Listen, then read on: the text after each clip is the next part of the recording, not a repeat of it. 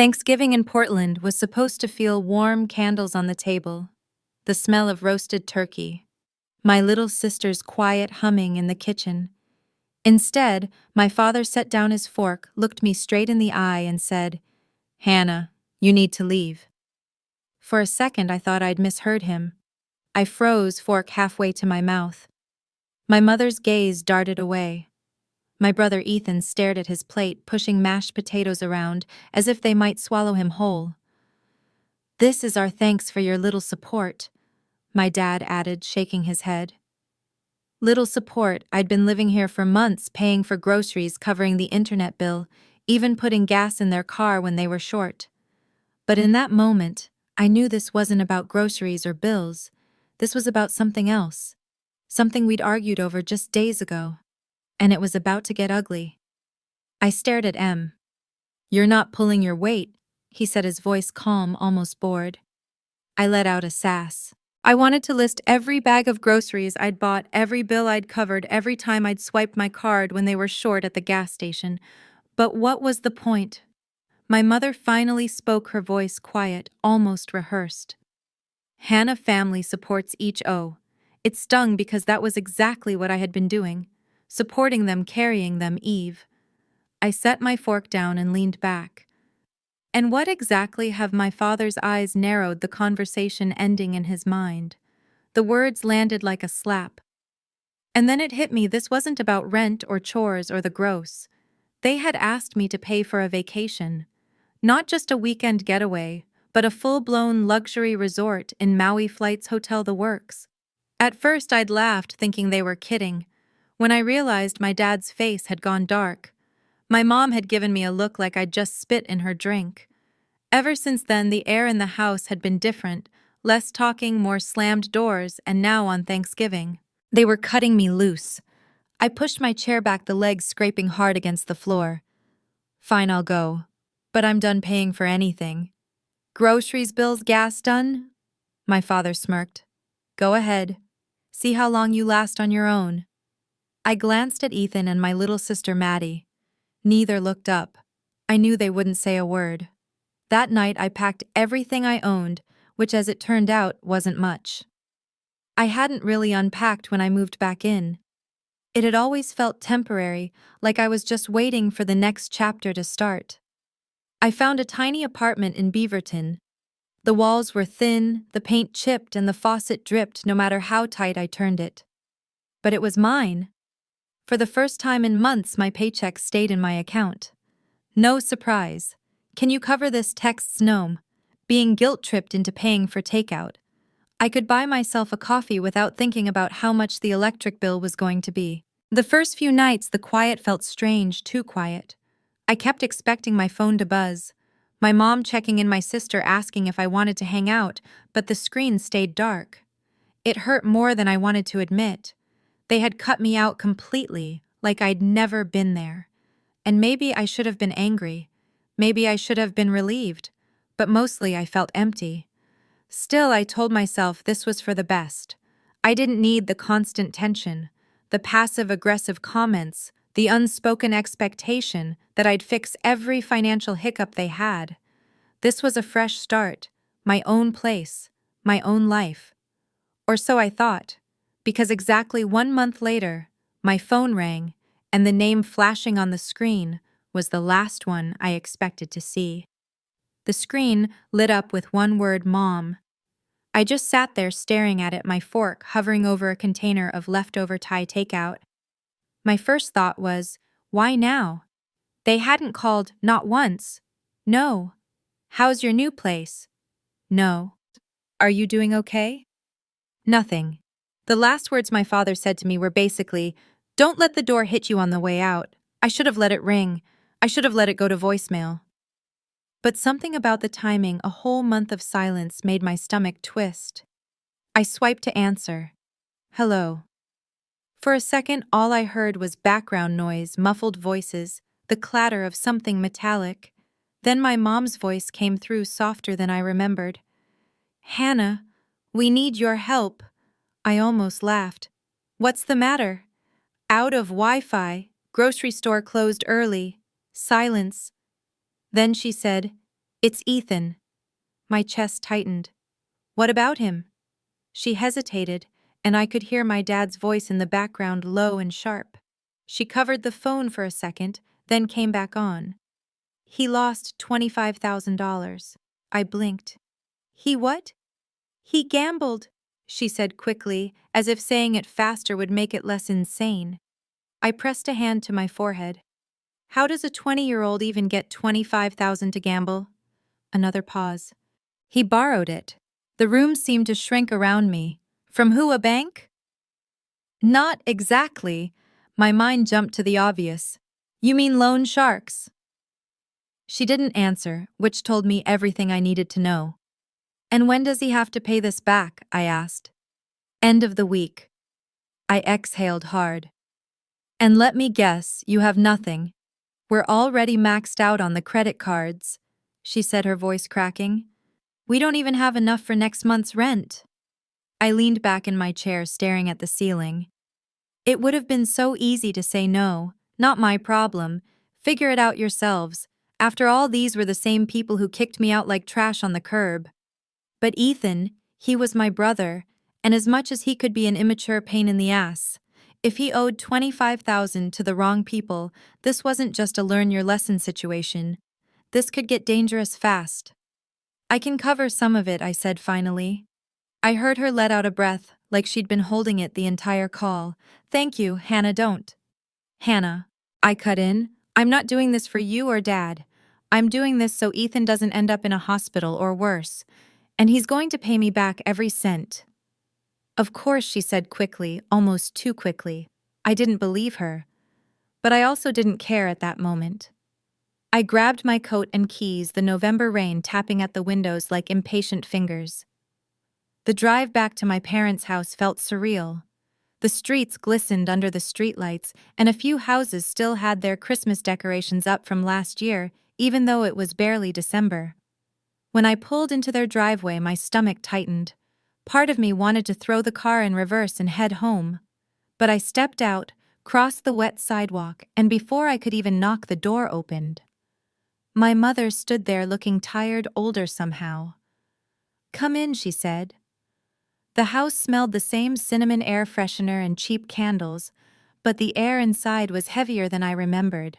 Ethan was slumped on the couch, staring at the floor. My dad stood by the dining table, arms crossed, wearing that same look from Thanksgiving.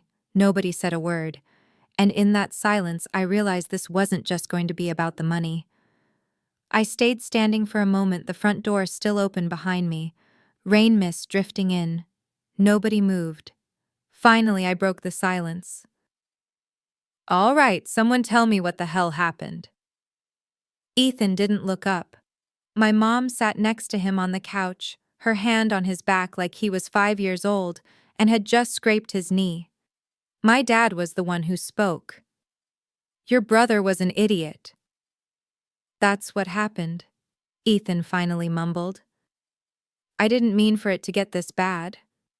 I stepped closer. How do you accidentally lose $25,000? He let out a shaky breath. It started small, a couple of hundred on this online poker site. I won big at first, so I kept going. Then I lost and I thought I could win it back. But you didn't have $25,000 to lose. I snapped. So where did you get it? Ethan hesitated, glancing at our dad like he was silently asking for permission. My dad sighed. He took out a loan. Something about the way he said it made my stomach twist. What kind of loan? My mom's voice dropped to almost a whisper. Not a bank loan. I stared at her. So what? Some backroom loan shark? Her silence was answer enough. I pressed my fingers to my temples. Jesus, Ethan, do you have any idea what these people do if you don't pay them back? I know, he said quietly. I just thought I could fix it before it got this bad. I turned to my dad. And when exactly is he supposed to pay this back? End of the week, he muttered. I let out a humorless laugh. So you have 5 days to come up with 25 grand, and you're already maxed out on credit cards. Perfect. My mom's eyes were pleading. Hannah, please. You're the only one who can help. I walked over to the window, looking out at the rain streaking the glass. In my head, I was running numbers: my savings account, my emergency fund, the little cushion I'd built since moving out. I could cover half, maybe 12,000, and then would they just come back for the rest later? Would this become my problem forever? I turned back toward them. I can give you 12,000. That's it. The rest you'll have to figure out. Ethan looked up for the first time, his face, pale eyes wide. Thank you. Don't thank me, I said flatly. You're going to pay me back every cent. And if you don't, I let the threat hang in the air. I will, he said quickly. I didn't believe him for a second, but I didn't say that out loud. I was too tired to fight. My mom exhaled in relief. My dad said nothing, and the tension in the room shifted, not gone, but simmering beneath the surface. I pulled out my phone. I'll transfer the money tonight, but after that I'm gone. And as I stepped back out into the Portland rain, I couldn't shake the feeling that this wasn't the end of it. Not by a long shot.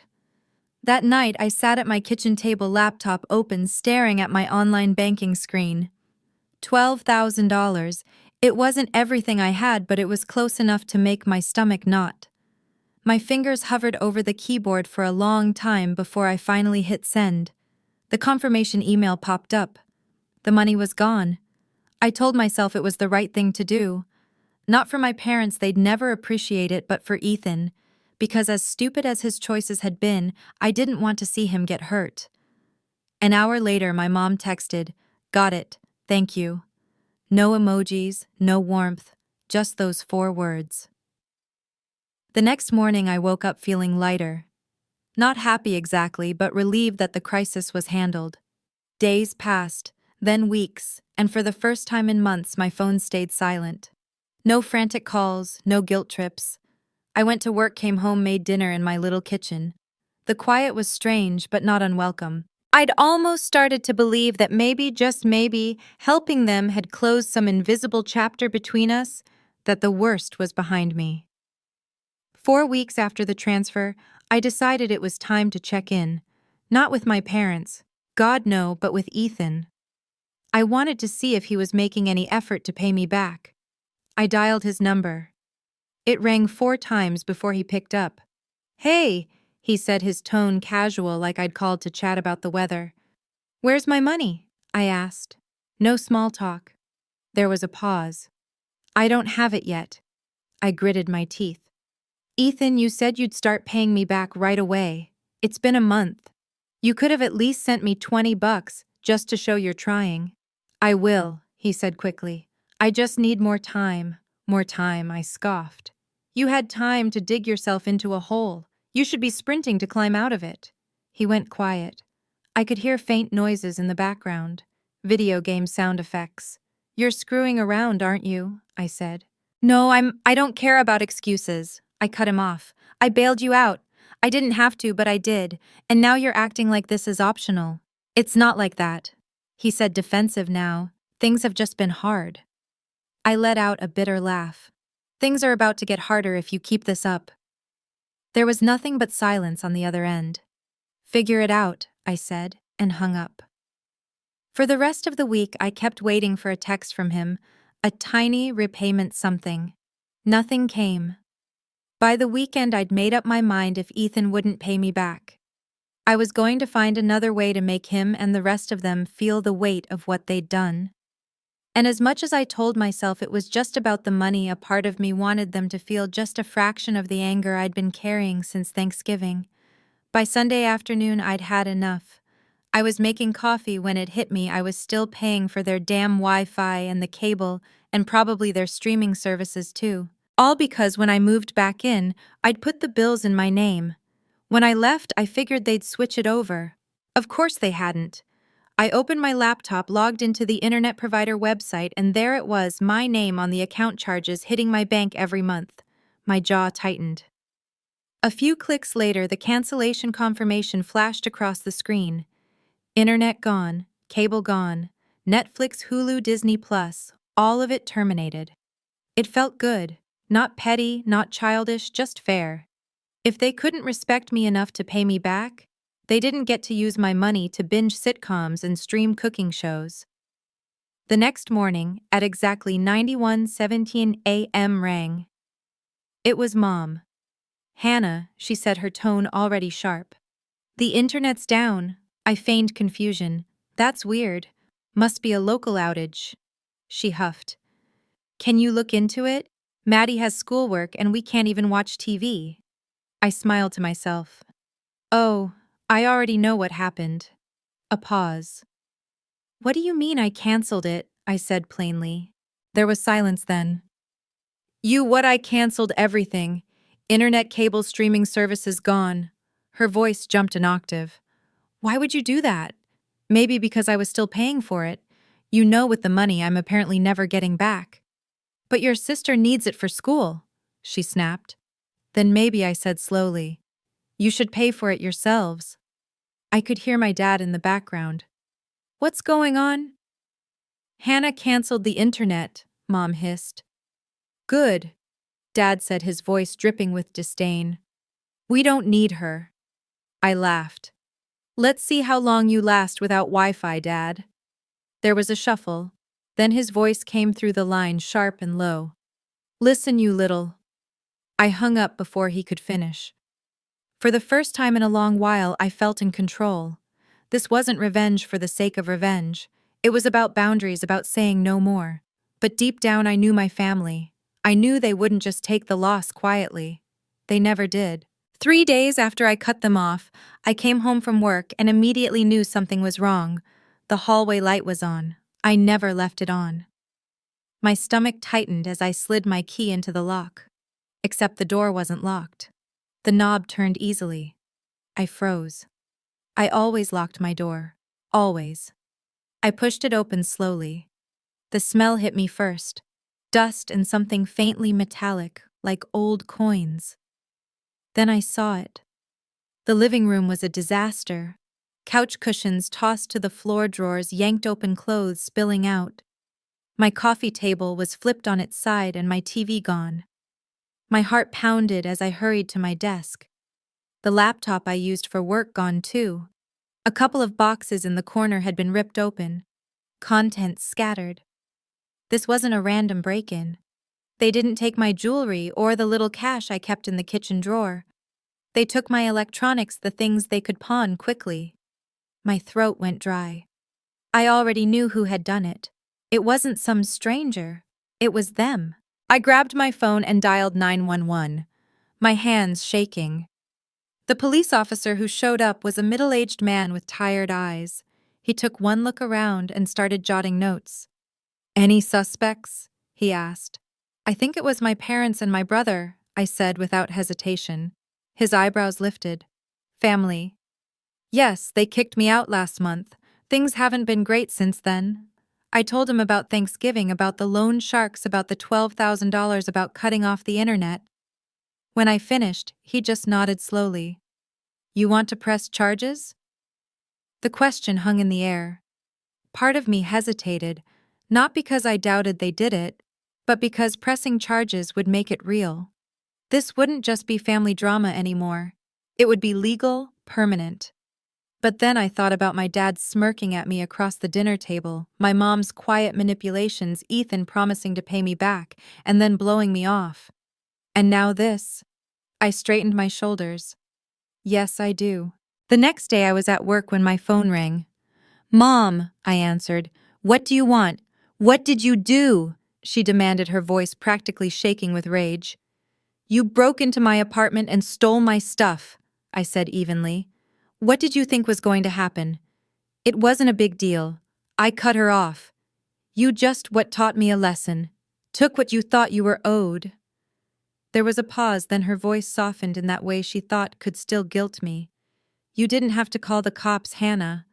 I laughed, cold and humorless. Oh, so when I help you, I'm family. But when you rob me, I'm supposed to let it slide. It wasn't robbery. The cops disagree, I snapped. Her voice trembled. We can fix this. Just drop the charges. No, Hannah, I said. No. There was a sharp inhale like she'd been slapped. This is serious. Your brother. I gave him $12,000. I said, my voice rising for the first time. And he still hasn't paid me back. Now he's breaking into my house. I'm done. You're really going to do this to your own family, she whispered. I took a deep breath. No, Mom.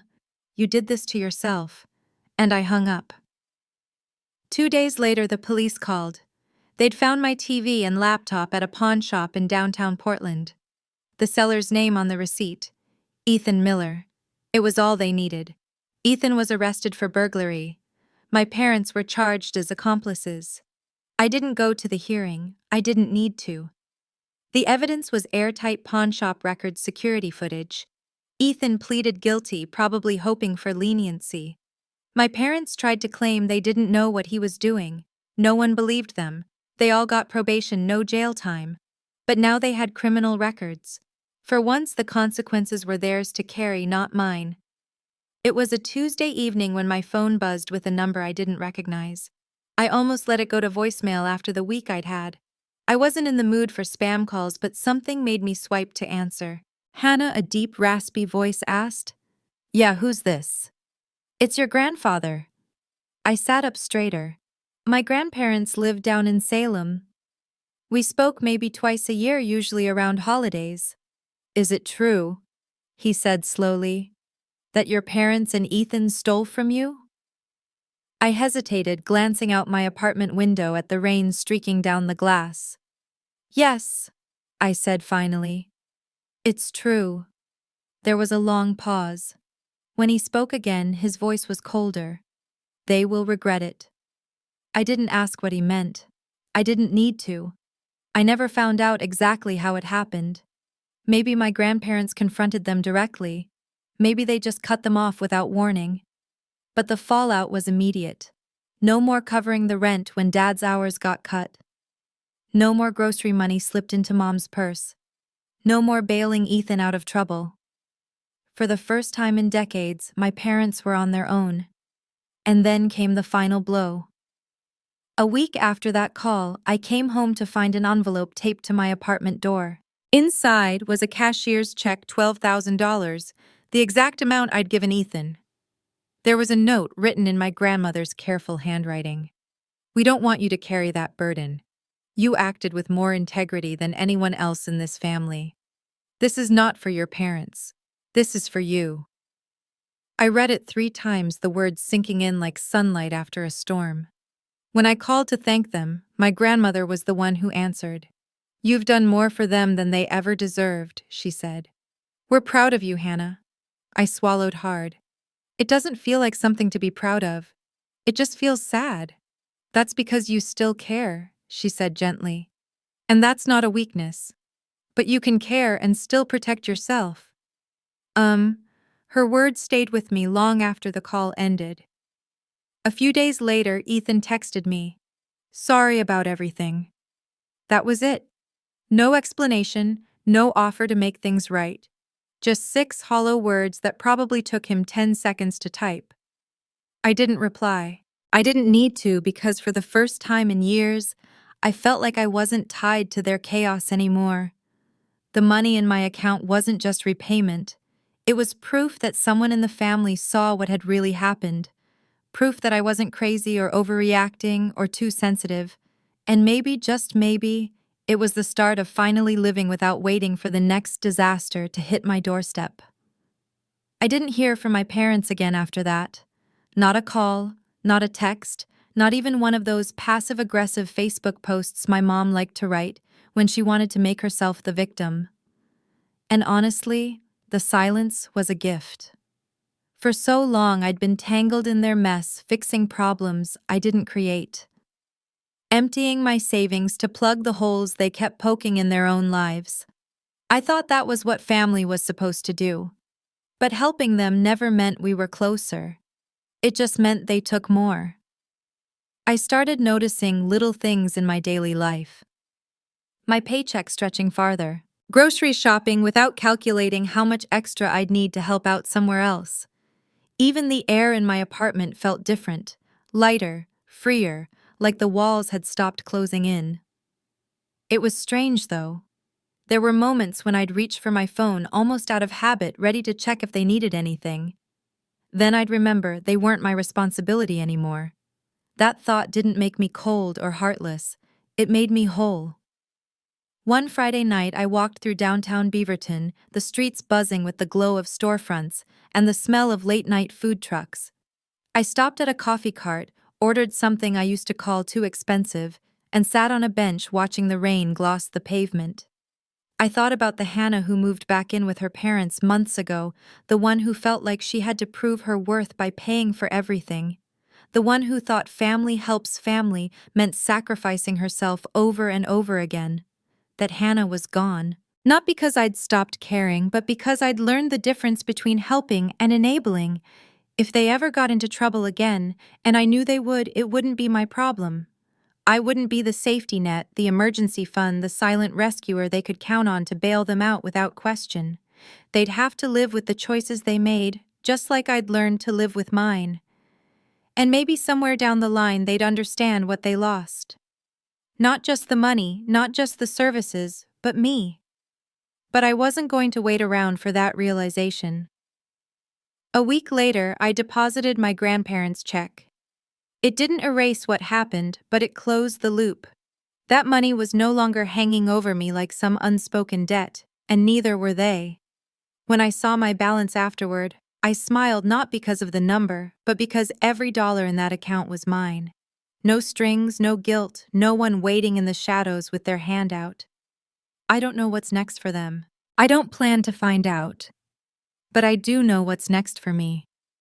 A life built on my own terms, with my own rules.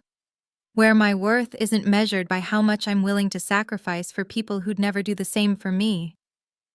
And if that makes me selfish, good. Because I'd rather be selfish and free than generous and broken.